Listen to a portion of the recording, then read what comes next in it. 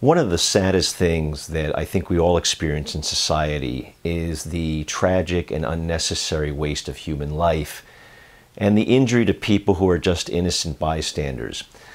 A lot of that happens simply because we have too many guns in our society.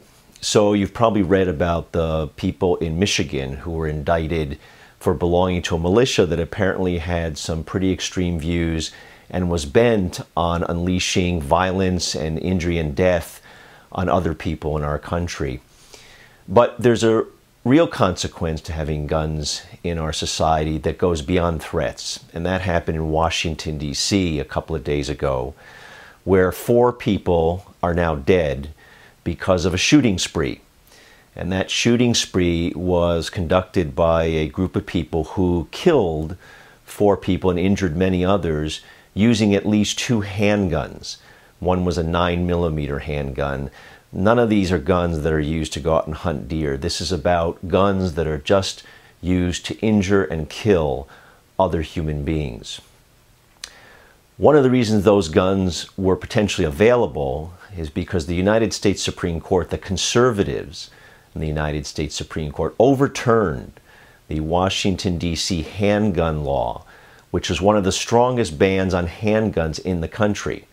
And rightly so, it was a strong handgun ban because Washington, D.C., as many of you know, was one of the most violent cities in our country. The forces that helped overturn that gun law were led by the National Rifle Association, one of the most extreme organizations in our country. The NRA isn't just about electing people who are for dangerous and violent guns. It's also about electing people who are anti-choice, anti-gay, anti-many of the principles that you and I stand for. Kirsten Gillibrand, my opponent, supported the NRA and supported the overturning of that handgun law.